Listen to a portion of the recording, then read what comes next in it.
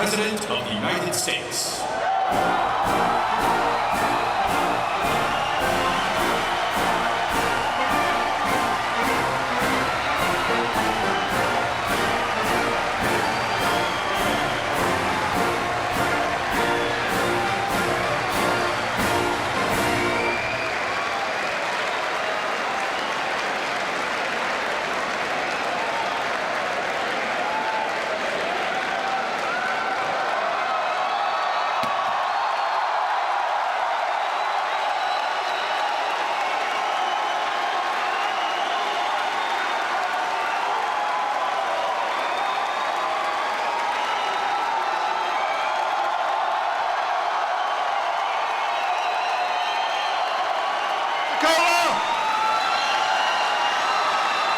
Thank you.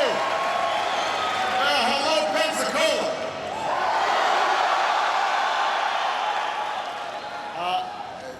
It is great to be here. I want everybody, first of all, to give a big round of applause to Chief Ellison Talabong for leading us in the pledge and singing our national anthem.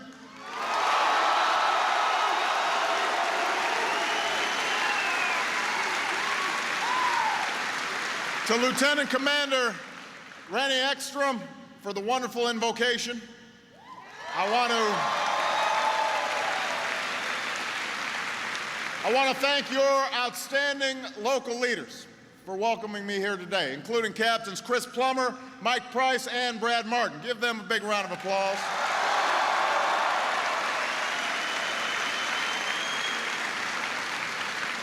And your great senior enlisted leaders, including Master Chief Mike Dolan. Give them a big round of applause.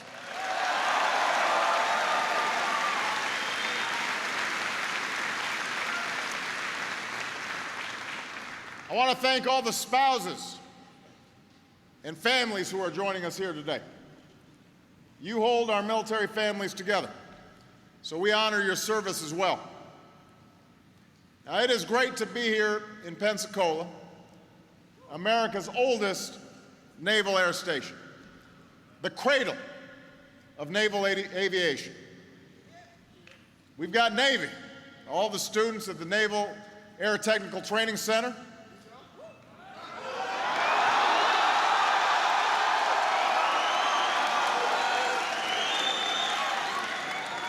We've got Training Wing 6, maybe a few Blue Angels. We've got United States Marines in the house. Maybe a few Air Force and Army too.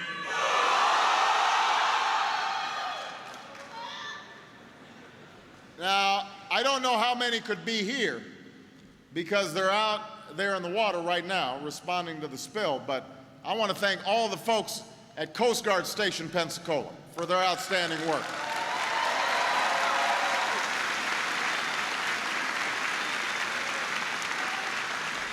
And I know somebody who is especially proud of them, and that's the former Commandant of the Coast Guard who postponed his retirement to answer his country's call once more and coordinate the federal response effort to the spill, and that's Admiral Thad Allen. Please give him a big round of applause.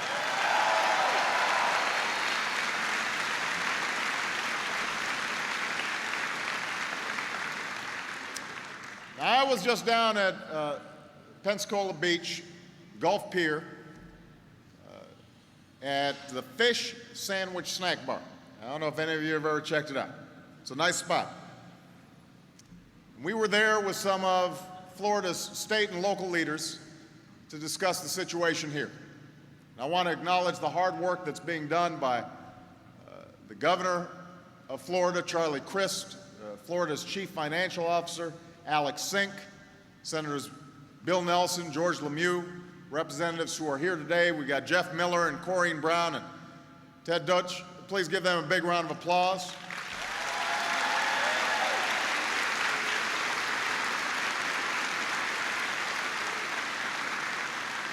We've got Escambia County Commissioner Grover Robinson and Pensacola Mayor Mike Wiggins.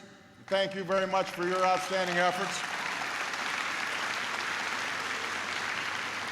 I know all of you join me in thanking these leaders and their communities because they're your neighbors for the incredible support that they give all the men and women and your families here in Pensacola.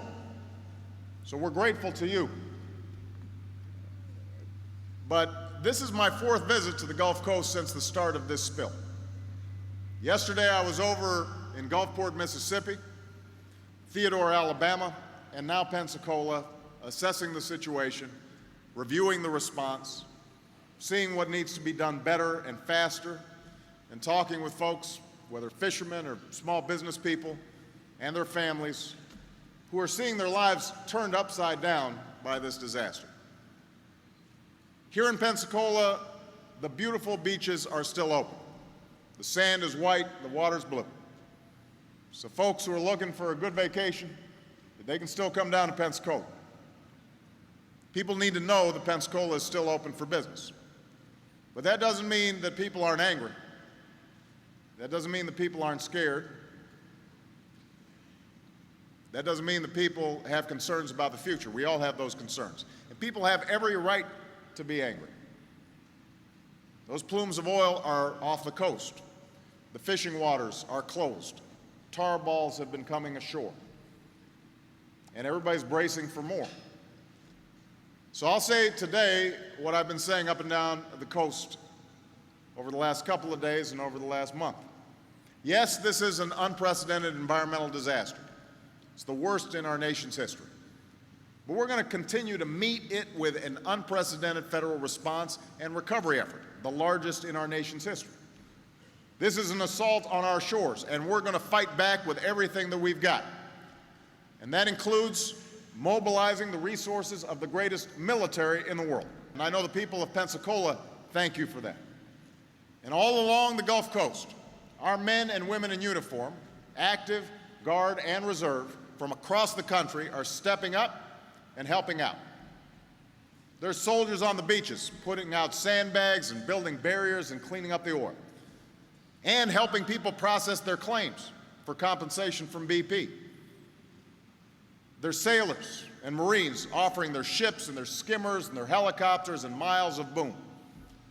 There are airmen overhead flying in equipment and spraying dispersant. And of course, there are Coast Guard's men and women on the cutters, in the air, working around the clock. And when I say this is the largest response of its kind in American history, I mean it. We've got more than 5,000 vessels on site, skimmers, tugs, barges, dozens of aircraft. More than 27,000 personnel are on the scene, fighting this every day, putting out millions of feet of boom and cleaning the shores. All told, we've authorized the deployment of 17,500 National Guardsmen to respond to this crisis. And so far, only about 1,600 have been activated, and that leaves a lot of Guardsmen ready to help. And if our governors call on them, I know they'll be ready, because they're always ready. So I want the people of this region to know that my administration is going to do whatever it takes, for as long as it takes, to deal with this disaster. And that includes the additional actions I announced yesterday to make sure that seafood from the Gulf is safe to eat. It includes steps we've taken to protect the safety of workers involved in the cleanup. It includes a new command structure I announced this morning to make sure states and local communities like Pensacola have the autonomy and the resources that they need to go forward. And that includes something else, making sure BP pays for the damages that it has caused. Because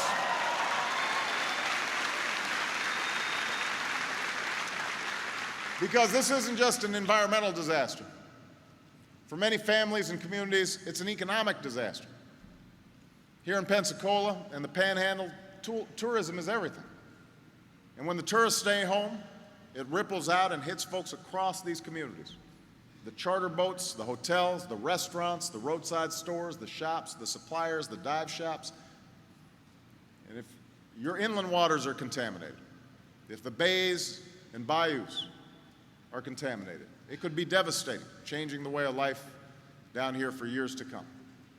Now, I'm going to speak to the nation tonight about this, but let me say to the people of Pensacola and the Gulf Coast, I am with you. My administration is with you for the long haul, to make sure BP pays for the damage that it has done and to make sure that you are getting the help you need to protect this beautiful coast and to rehabilitate the damaged areas, to revitalize this region, and to make sure that nothing like this ever happens again. That is a commitment I am making to the people of Florida and people all across this Gulf. Now that spirit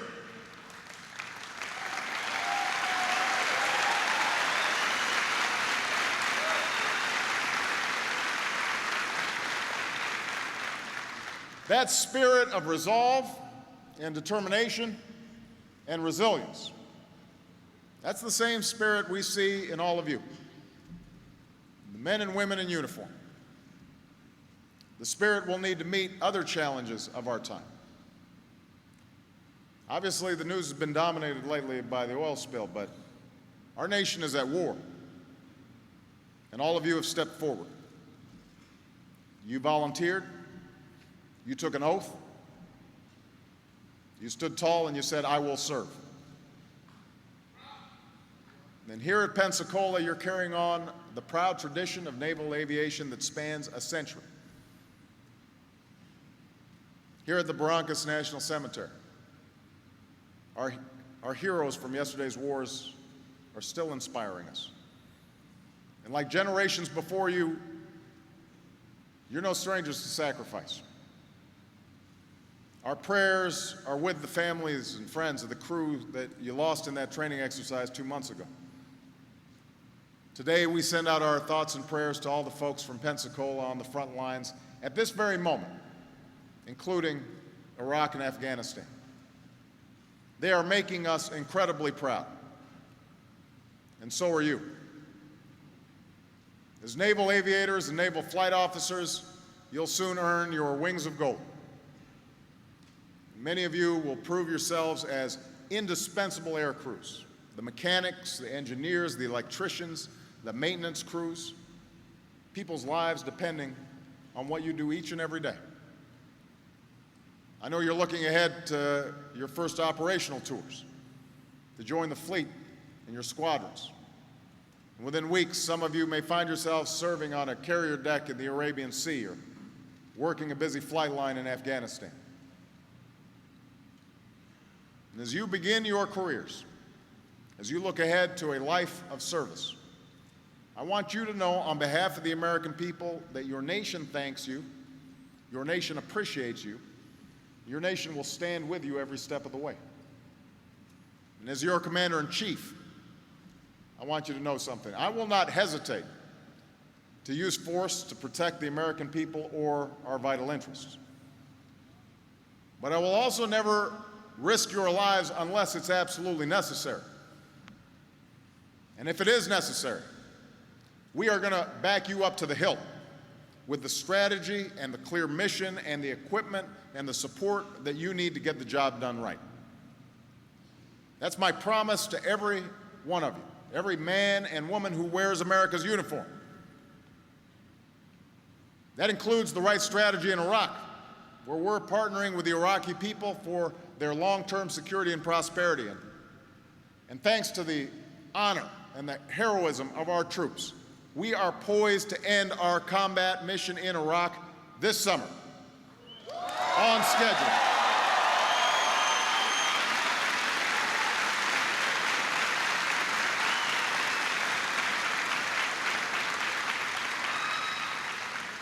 As we end the war in Iraq, we're pressing forward in Afghanistan. We're working to break the momentum of the Taliban insurgency and train Afghan security forces, strengthen the capacity of the Afghan government, and protect the Afghan people.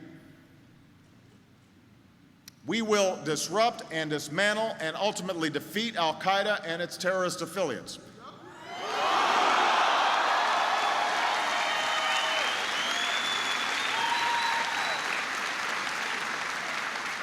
And we will support the aspirations of people around the world as they see progress and opportunity and prosperity, because that's what we do as Americans. As you meet the missions we ask of you, we're going to make sure you're trained and equipped to succeed. That's why we halted reductions in the Navy. That's why we increased the size of the Marine Corps. That's why we're investing in the capabilities and technologies of tomorrow. And as we come up on the 100th anniversary of naval aviation next year, we're committed to the next generation of aircraft. We're going to keep you the best trained, best led, best equipped military that the world has ever known.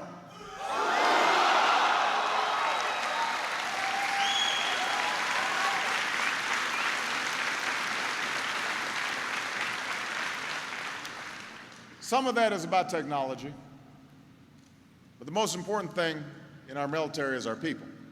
It's all of you. And as you advance through the ranks and start families of your own, we want to be there for your loved ones too. This is one of the defining missions of the First Lady, Michelle Obama. On Sunday, she visited the Navy Marine Corps team and their families at Camp Pendleton.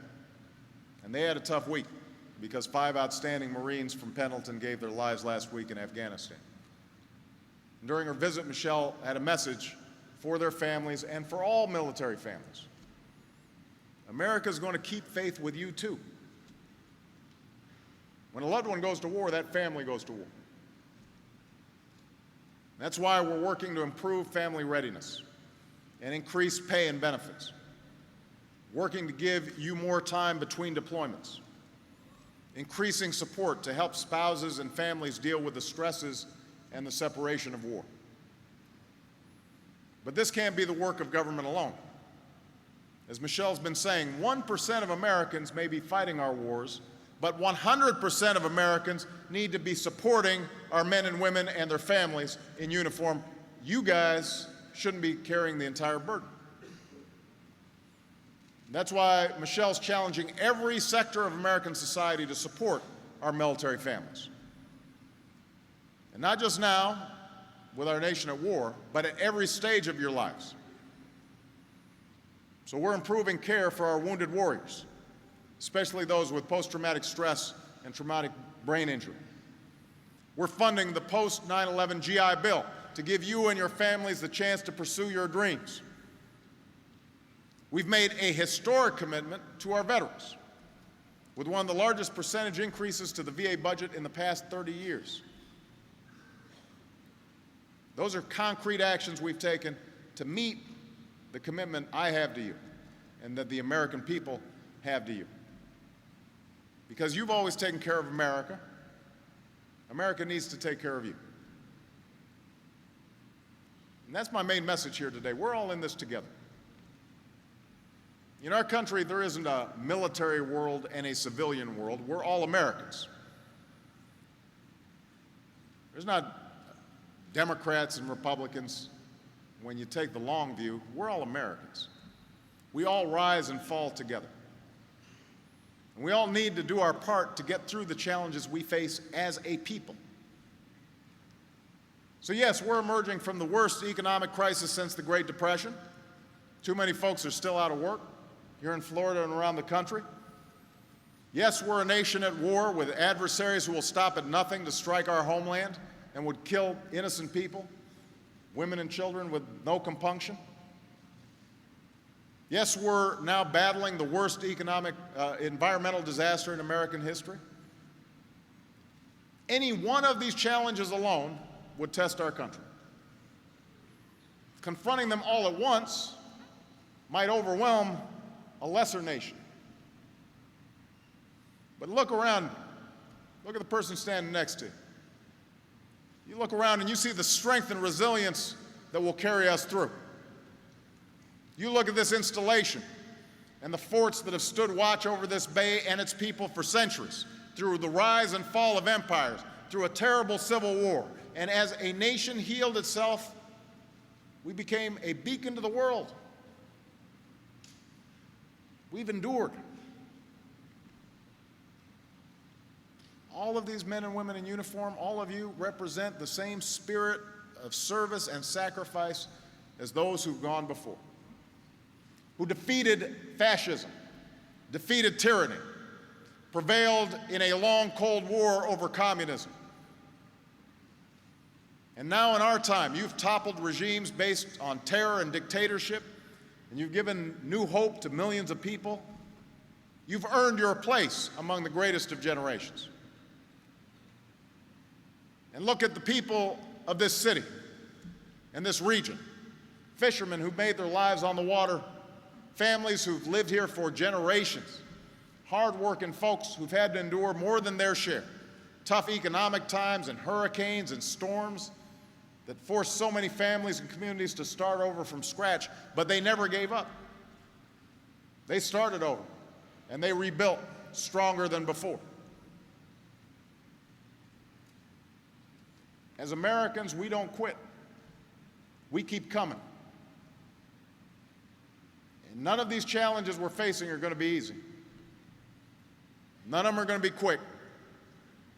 But make no mistake, the United States of America has gone through tough times before, and we always come out stronger. And we will do so again. And this city,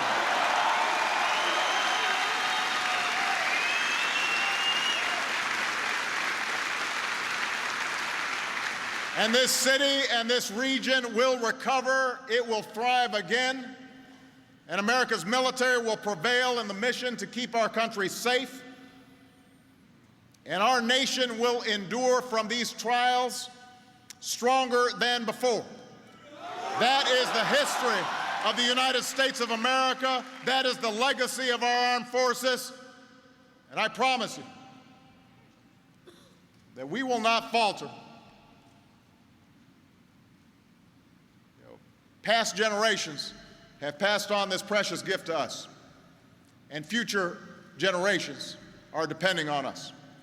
And as I look out on each and every one of your faces, I am absolutely confident that you will meet that challenge. God bless you, and God bless the United States of America.